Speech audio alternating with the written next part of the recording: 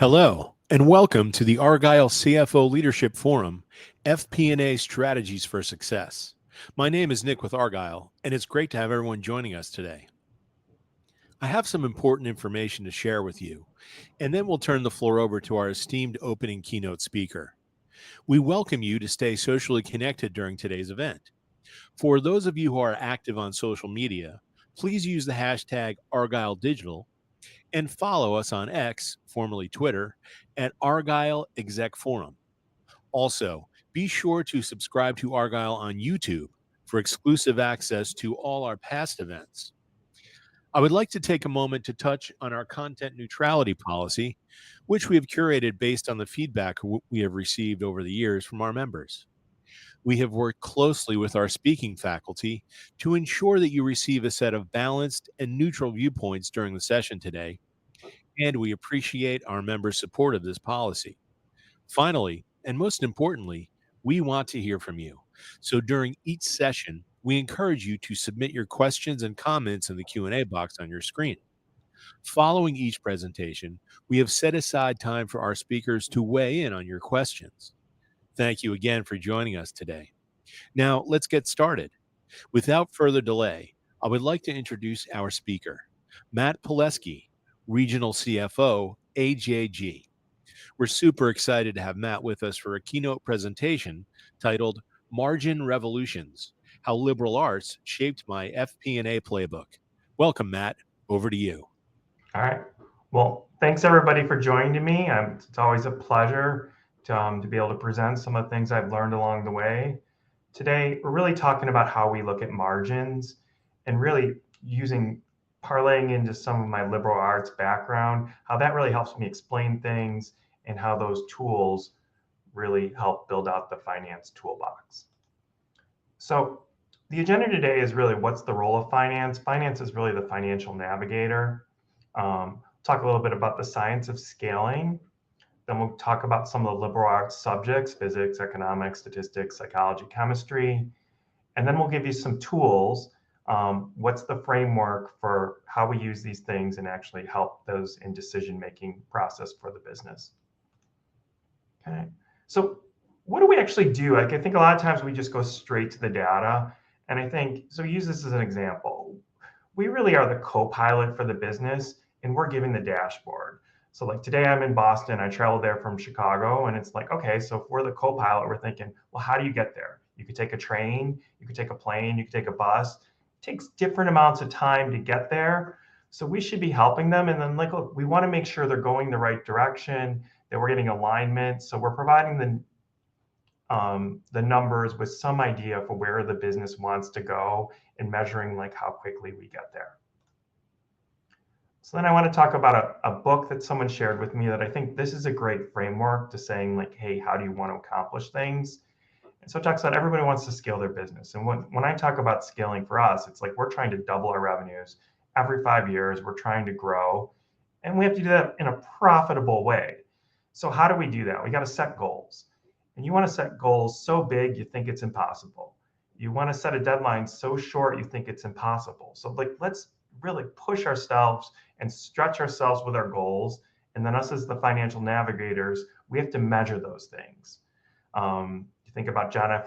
Kennedy saying like, hey, we're going to put a man on the moon by the end of the decade. Like that's a goal. Get everybody rallied around, set a deadline, then raise your floor.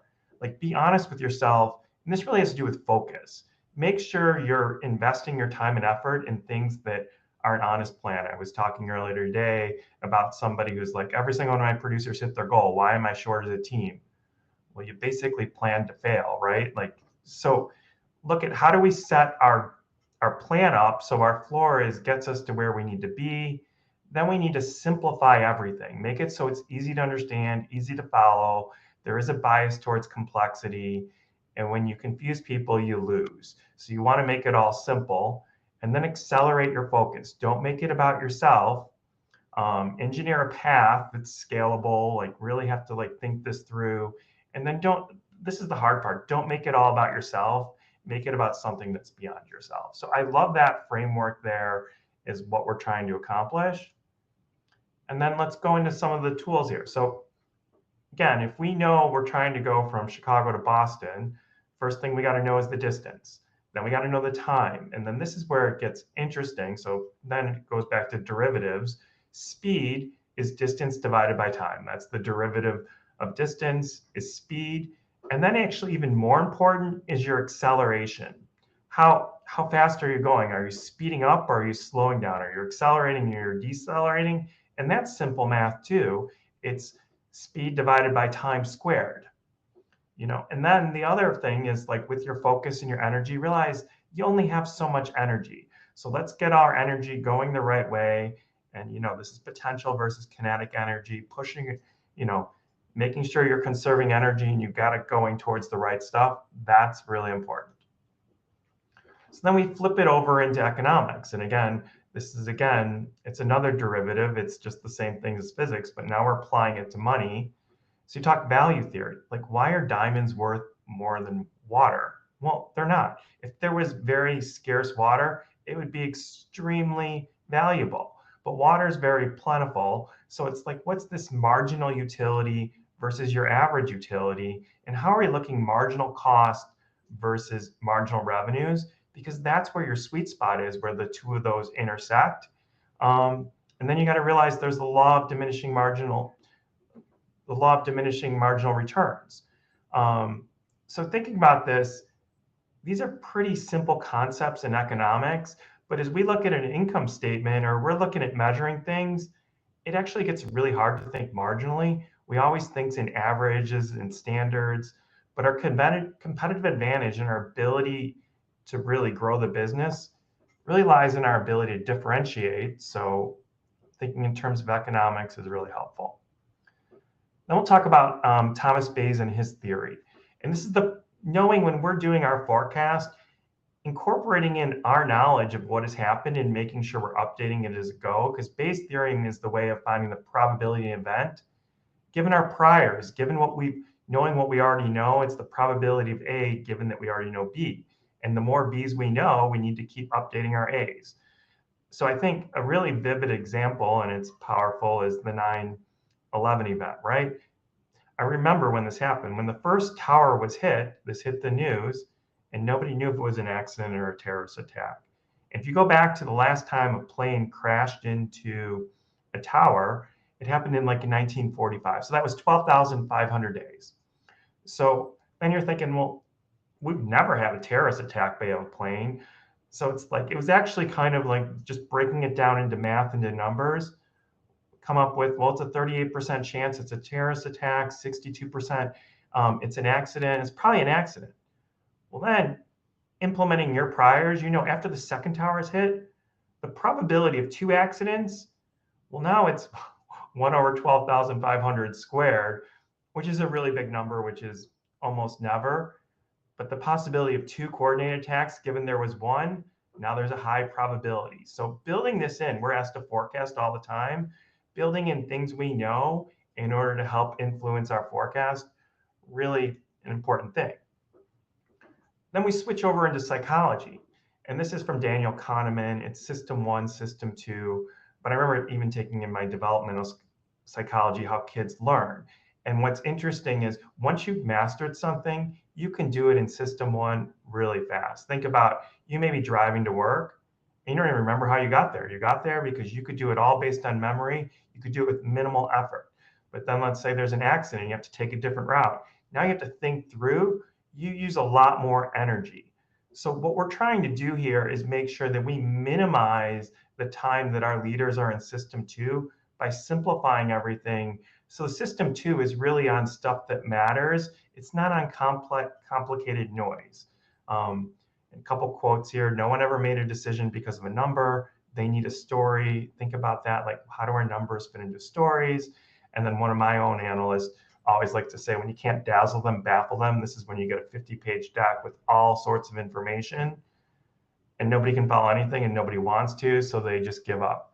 So you definitely want to make it so it's really simple. They can spend minimal time in this system too, so they can make really good decisions without overwhelming them. Then another psychology example is how to make things simple to minimize your time in system 2. let's say you have an investment choice here. You have 3 lotto tickets, each cost $1. Payoff is 100, only one winner. Do you make the bet? Well, obviously you want to make the bet here because if you win, you have a 1/3 chance of $100. Your expected winnings are 33. You make 3 bets, you're going to make $33 out of 100, right? Per dollar you spend. But you could have the same thing where it's 10,000 lotto tickets, each cost $1, payoff is 100. Only one winner, do you make the bet? And I think here's where we need to differentiate between an outcome-based mindset and a process-based mindset. In the outcome, we find the one winner, and then we say, what did they do? How did they do it? We try to copy them. We're really, the scenario A, we want to copy them regardless of whether they won or not. And scenario B, even if they won, they just got lucky. So let's make sure we're understanding what processes we're taking and are we making good bets? And this has to do with it. So then the other really complicated thing is most of us studied accounting.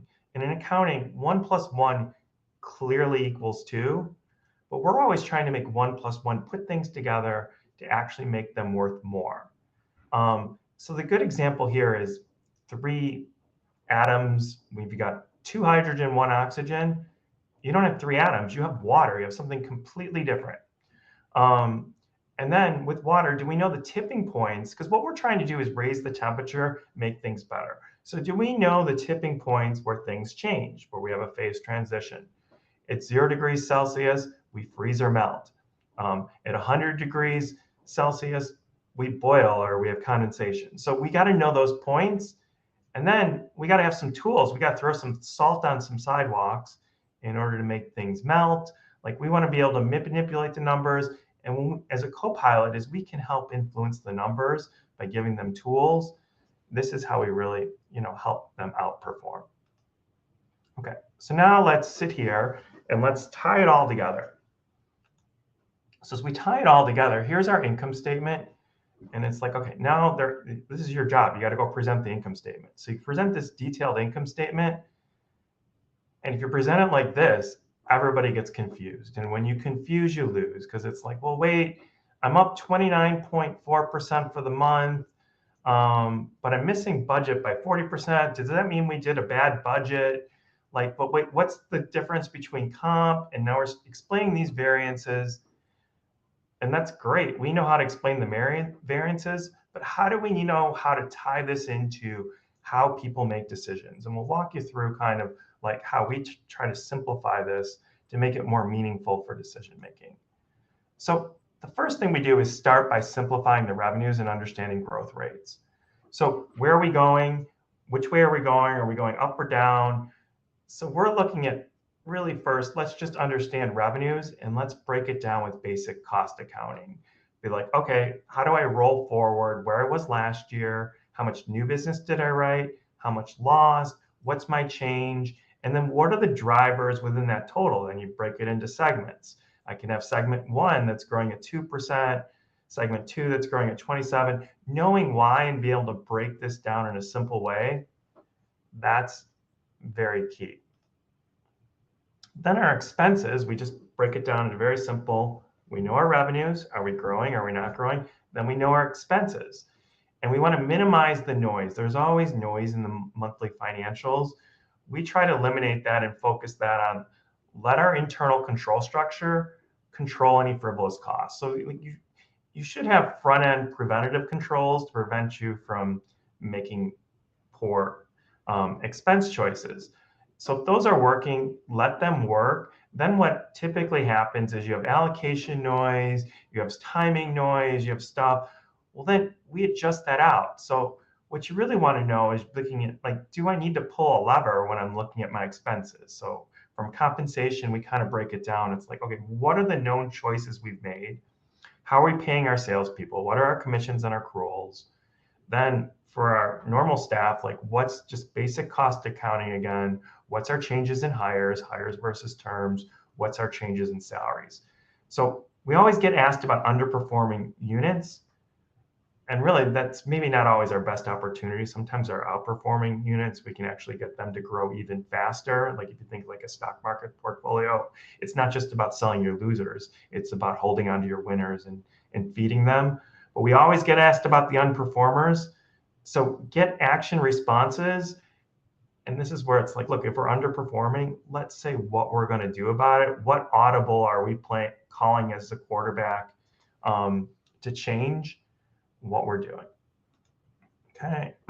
So limits in action. Now, understanding, again, getting back to the marginal comp and marginal revenue here, what we need to know here is like, look, if revenues are growing 7%, well, comp can grow 7%, and we keep our margin flat. So really, when we're told, okay, we need more money, how do we get more money? The best way to get more money is to increase your revenues, because that creates more money to go around. And I always say, like, when we're sitting here spending time, how do we cut up the pie? We're not thinking about how do we grow it. And then we got to have our internal control structure to make sure we cut it up the right way. And we're very deliberate in how we do that, because then people will be like, well, I'm over, let me spend some. That's where we say, well, investments are scarce. We evaluate investments based on the quality of the investment, not based on the P&L. And if we have a really good investment, just like we need to buy a house, we get a mortgage, we can always like finance stuff, but realize you got to pay off all that debt. So you got to be smart about it. So this is kind of looking at what's the impact on revenue growth versus comp growth, and what's the impact on the margin. Okay, so now we're going to switch this into kind of a framework here to economics, and we're comparing our marginal cost versus our marginal revenues. And really, if you do this as a 2x2, you say, okay, do I have high revenue growth or low revenue growth? And then what's the relationship between your marginal revenue and your marginal comp? Is marginal revenue higher than marginal comp, or is marginal comp higher than marginal revenue? So if you're in the high revenue growth and you're growing marginal revenue higher than marginal comp, you're in the sweet spot. This is where everybody wants to be. Like, you're growing your revenues, you're divvying it up, you're delivering returns to everybody. As a financial analyst, if I'm in this spot, nobody's even asking me a question. So then we can flip this over. Let's say we got high revenue growth, but we're kind of spending a lot of money, and we can flip over in this case. This is the fun spot. You got growth, but you're not going to scale, and you're going to have pressures on reinvestment dollars because you're actually spending more money than you're growing your cost faster than you're growing your revenues. Then you got your low revenue. This is your stable. If you're controlling your cost and you got low revenue growth, the question is, how do we get back up into that higher revenue spot? But at least we're controlling cost, we're in a safe spot, but maybe not ideal. Then our danger spot, if we have low growth and then we're just trying to spend money to fix the problems, but we're not actually fixing them, and our cost, this is where we got to take some corrective actions. And this is where we got to think and say, what's our strategy? What's our pivot point? We got to get aligned. But if you use this framework as you're relying, and it's like telling your business leader, hey, if you know which one of these 4 spots you are, that's how we're going to go position like our future decisions, and use this as a framework. It's really powerful. So we keep going here. Then how do we segment our growth? Again, looking at this here too, from a portfolio standpoint, this is where we want to invest in our winners. And, not so much. So if we got one segment that grows at 2%. It's 50% of our portfolio today, but segment 2 is growing at 30%. And segment 3, it grows at 5%. You're seeing, like, over a 5-year period, if you just keep feeding the one that's growing at 30%, it switches from 30% of your portfolio to 50% of your portfolio. So this is like kind of how we can kind of minimize our losers, and like let's push things around, so that like over time we can stay in this high growth percentage by feeding our stuff that's growing. That's how you're going to get there. There's always this bias to try to fix the underperformers, but sometimes it's better just to kind of divest them, and to do it slowly over time, kind of naturally. Okay, then we're going to go and segment our comp. The same thing, and this is the whole differentiation. If we just use a sports analogy here and put our players into, this is the Jack Welch. You got your all-stars, you got your role players, and you got your developing. And you really need all 3. So how do you measure them, and how do you want your numbers? Like, how are you developing people? Because some of your role players can become all-stars. Some people get old and need to retire, just like they do in sports. Like, how are you changing your mix and say, what do you want? Because we're in a service business, we are only as good as our people. So knowing kind of like that we're evaluating our people the right way and how we want this to evolve over time, this is all part of our strategic plan. Okay, so then let's switch over here into monitoring. And again, this is like, let's say we get into June and we're in our typical, we're in the section 1. We got high revenue growth, we're growing 10%. We got comp growing at 8%. We're forecasting this out for everything's going according to plan. We're all good, life is good. But then all of a sudden things change. We get into July and it's like, they didn't really change that much, but we got a $1.8 million change in revenues, and we got comp that's going different. So all of a sudden things are changing. Well, like now we're dipping down through July. Revenues went from 10% to 9.8. Comp went from 8 to 8.4 because we had to pay a little bit more. And what do you know? This compounds across the year. So then you look at it and it's like, okay, well now we're getting into, we're going to grow revenue 7% the rest of the year. And then we had to pay people a little more than we thought. So now comp's up at 10%. And all of a sudden we flipped here. Because you may look at these numbers and your business leader is going to be like, what are you worried about? These are good numbers. I'm still growing 8% and my EBITDA growth still 7.8. This is all good.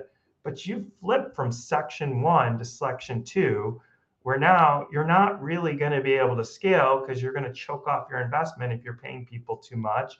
So you got to say, like, what adjustments am I going to make? And framing it in this way that it's really on the margin. This is the difference between, winning the game by a field goal and missing. Like, it's a really fine difference. But knowing these numbers are really important, and being able to communicate it in a way like, well, how do we scale and how do we have enough investment dollars for next year? This is all really important. Okay. So then as we keep going here's just showing like, okay, well, what changed? Well, okay, we're 600 new businesses going backwards, 600,000. We lost a $1.2 million account. That's where like things, we're dealing with $100 million business here. Like 1.8 million, it doesn't have a huge impact, but that 2% is huge, because then it's like, okay, well now my comp is growing faster than my revenues, and nobody ever once somebody is told they're getting comp dollars, they never want to give it back. But this is where we got to kind of like say like, hey, work with the leaders, figuring out like, yeah, we kind of do need to address this because this will keep us in the very healthy business zone. We got to make adjustments to keep ourselves healthy. Okay. So some extra tips here that we'll just kind of throw in. Again, how do you present all this stuff? And it's like, look, as you're looking at stuff, you always want to introduce yourself as an expert. I deal with this kind of stuff all the time. I see changes between marginal comp and marginal revenue. And then you can outline, well, we can do nothing. That's an obvious way to fail. You can start to be like, okay, here's kind of some ways we could do it in a little way. But you kind of go through it, outline the obvious. Then we're also going to highlight some counterintuitive ways. And what you really want to do here is then hand over autonomy. That's what I do. You're the boss. What do you want to do? But realize this is what we're going to look like if we don't do anything. So how do you get them to engage? If you think if you're the co-pilot in the car, like, let's go around the construction. How do we keep ourselves in the safe zone? And you want to establish some boundaries. If they if they want to go the opposite direction, you got to make sure that you keep them worrying about the top 5 things. And then I always like to talk about too, like spreading the system mindset, right? So keep asking why. And we should be facilitators. We shouldn't be telling people what to do, but how can decision-making process be improved? How do we make sure that we're not focused on the individual, but we're focused on the teams? Let's reward people with things like praise and awards, use the soft equity, identify where we have perverse incentives. Then also like mind the false fail. Like sometimes things look like they're failing, but as you get into a little further, they're not really. Stay the course when you need to, keep the engagement going. And then also listen, and this is one of my other favorites, listen to suck with curiosity. Like, don't just run back to the people that agree with you and tell you that you're fine, it's not your fault. Listen to your naysayers and get your points. So I think here I got some more stuff in here, but I think we're at about time here. So I'll open it up to questions.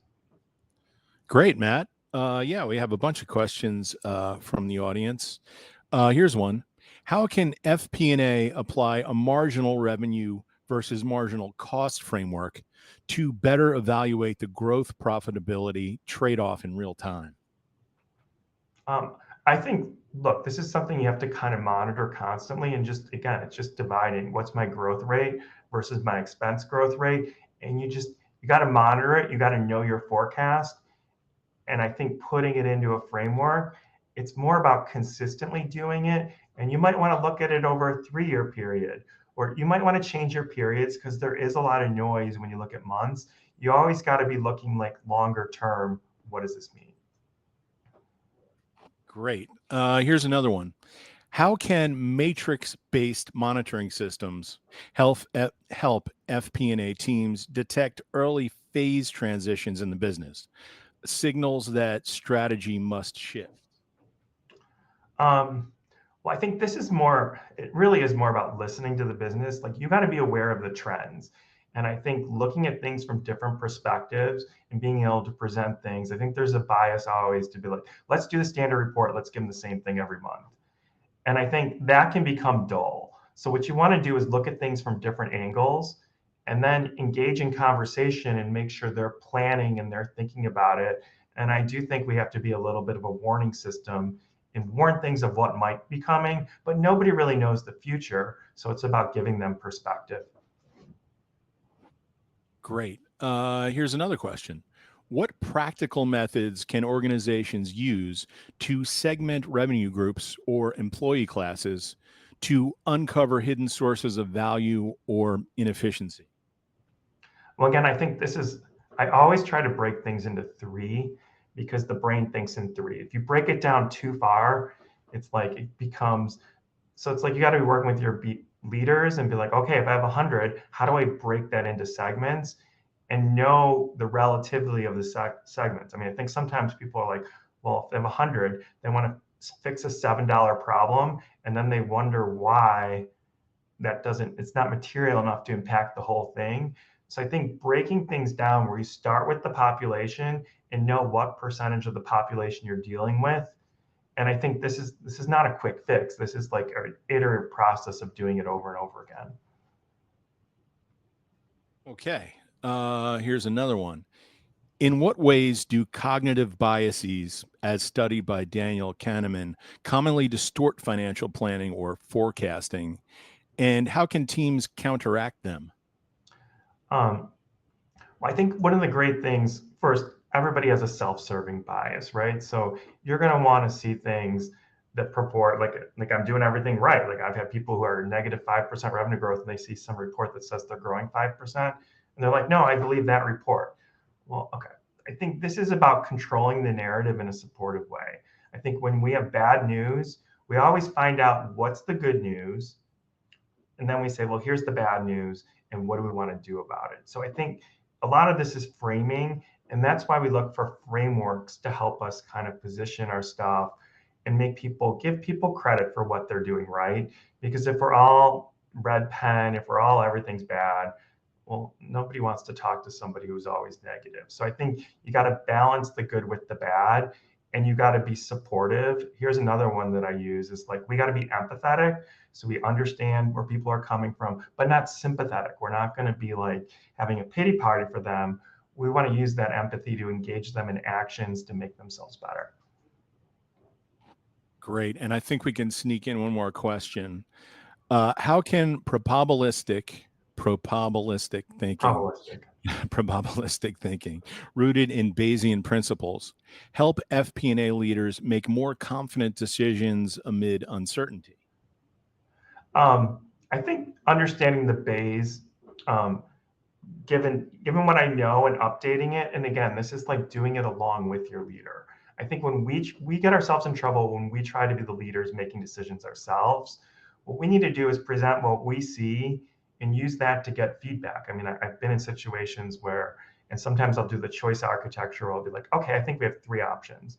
And A and B, I think, are both good choices. And C is my throwaway answer. And my leader will actually pick C, and I'll be like, okay, now I know where we're coming from. But I think using this information to understand them and see how they're thinking, because we're the guide, we're not actually the decision maker. We're guiding the decision makers, and building trust there and using frameworks like Bayes, I think, can be really helpful. Great. And thank you again, Matt, for such an amazing keynote. And I want to thank everyone else for joining us today. This session, along with all of today's content, will be available on demand following the event. Our next session will begin at 11:35 a.m. Eastern Time, which will be a panel discussion titled The Future of FP&A, Leveraging AI and Automation for Smarter, Faster Decisions. Please click on the join button that will appear on your screen to be redirected to the next session, and we look forward to seeing you there.